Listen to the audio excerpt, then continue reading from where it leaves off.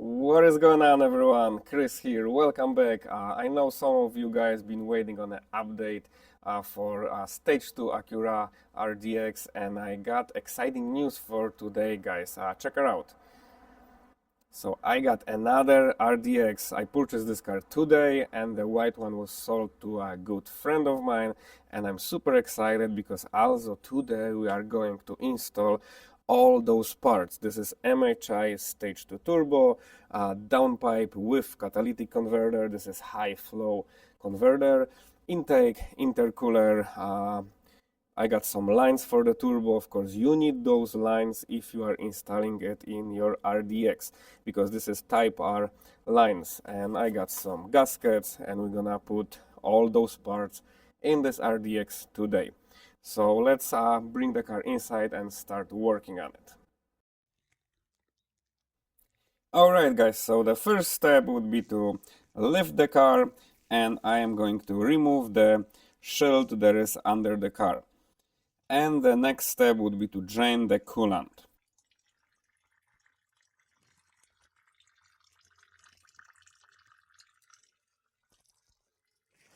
Next step would be to remove the plastic cover from the top, and then I am going to remove the intake assembly.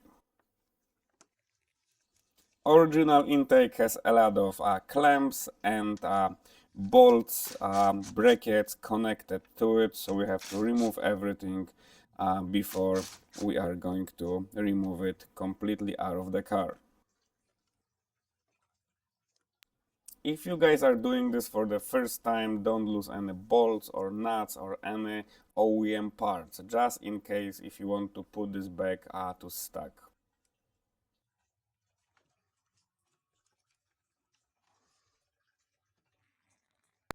And now on the side of the intake there is a bracket. It's connected to the intake with two bolts, so I remove the bolt right there and another one on the top. And now it's the bracket is loose. It's basically this bracket just holding the vacuum lines. And the intake is bolted to the turbo, and there are two bolts that you have to remove. One bolt it's right there, and another one it's on other side. And like so, I can now just remove the air intake.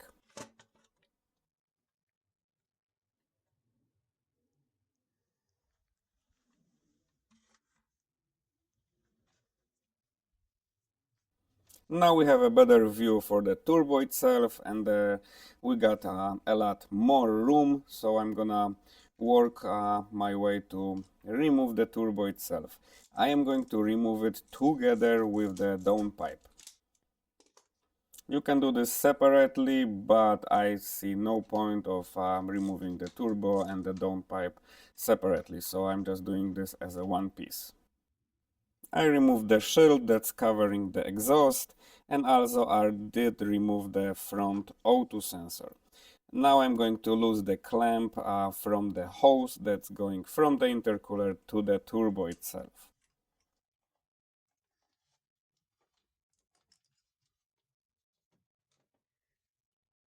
And we have a couple lines that need to be disconnected, the coolant lines and the oil lines.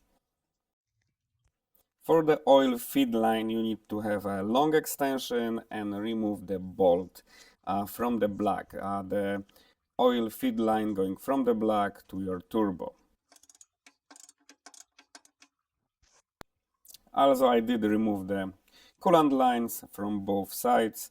That might be some coolant still leaking when you remove it, because there is always a little bit of coolant left in a block. Now I'm going under the car, and I will remove the bolts from the downpipe to the exhaust. And also I have to disconnect the oil return line. And finally I can remove the bolts that holding the whole turbo to the engine, and I will remove the turbo with the downpipe as a one assembly.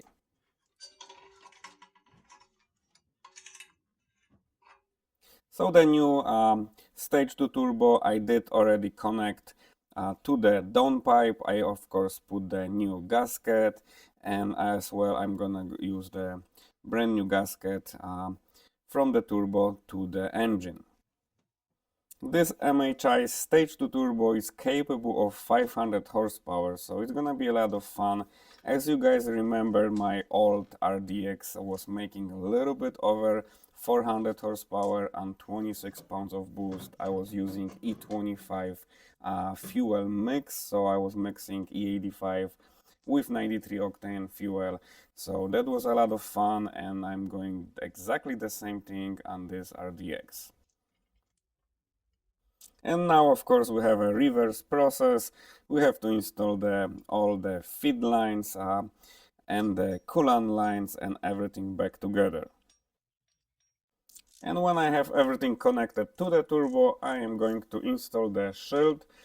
You have to buy the Type R shield, Civic Type R, because the OEM will not work, because the O2 sensor has been moved from the turbo to the downpipe.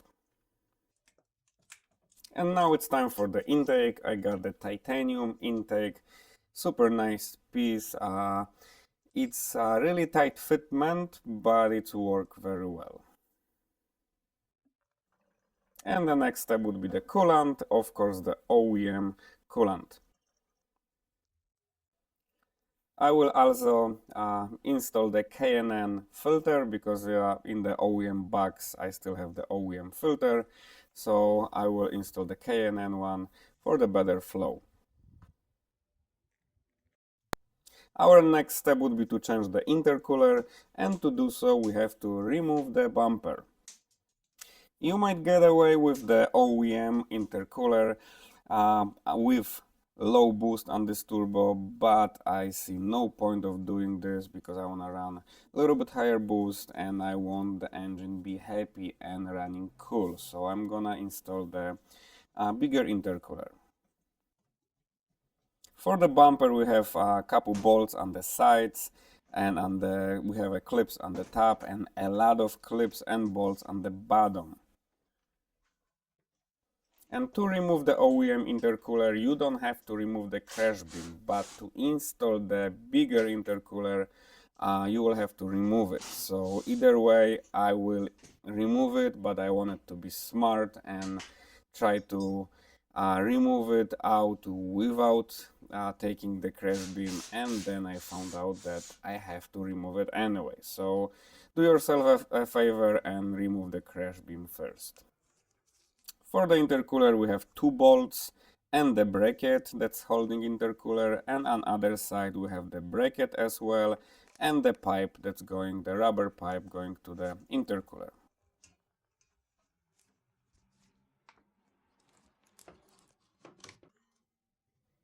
And like so we have an intercooler out, and look at that, guys, look the difference. That's a huge difference.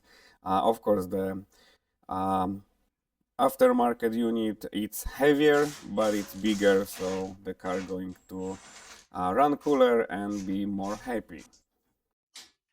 And as I mentioned before, I have to remove the crash beam anyway. It does have 3 bolts on the left side and 3 bolts on the right side.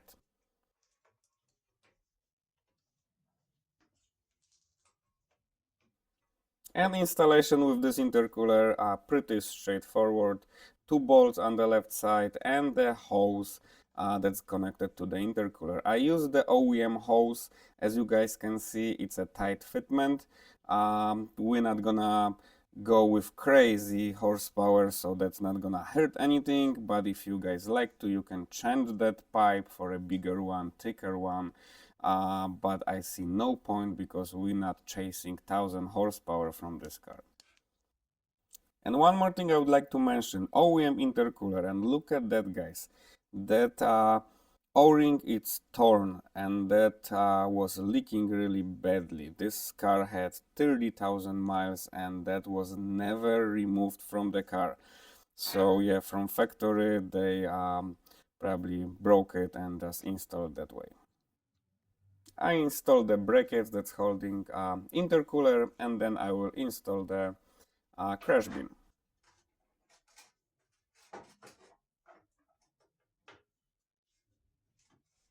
And the last part that we need to install is of course the bumper. Be careful guys, make sure you connect the connector. There is only one connector going from the bumper on the passenger side of the car, and just be careful, don't scratch the paint.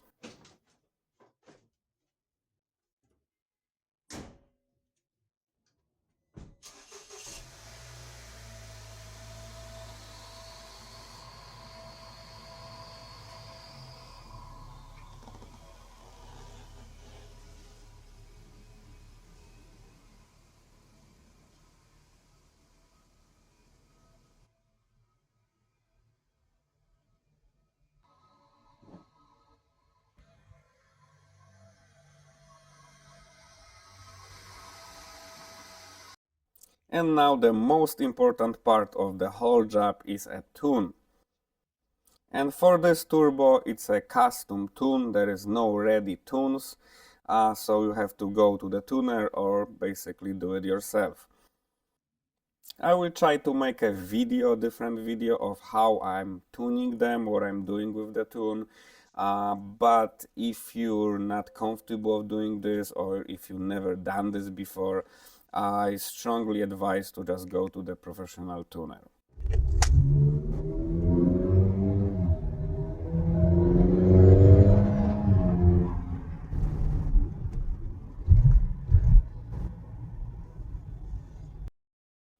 After a short drive, I had to stop and make a couple corrections in my tune, but everything goes well, and I think we deserve some test drive and finally some boost.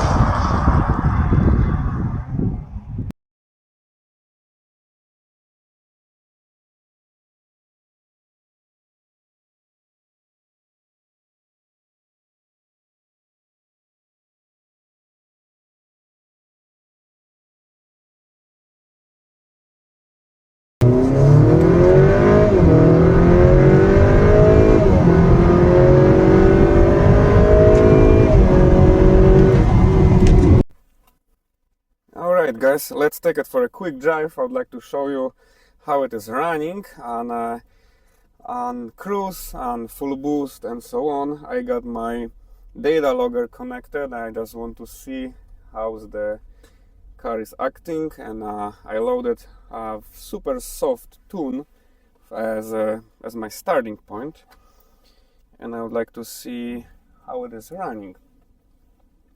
I got my old tune from the white Acura. From the white one I was running high boost. I can of course load this tune and have it ready to go, but every car is different. I want to start with super soft tune and work my way to a higher boost.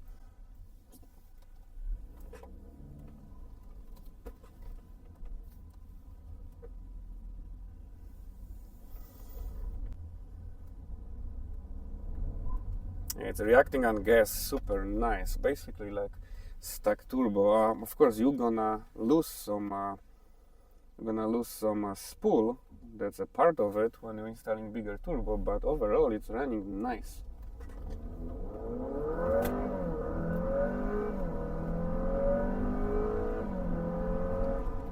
super nice. It's like I said, in a super soft tune right now. It's running on 20 pounds of boost. I just wanna see if it's had any knock or what's going on. Like I mentioned, I got other tune that I can use from the white RDX that I know it was working, because the parts are basically the same, almost identical parts what was the white one had. But anyway, I wanna start over and work my way with the tune, because like I mentioned, every car is different, so it's gonna act different on boost. So far I'm super happy and runs super nice.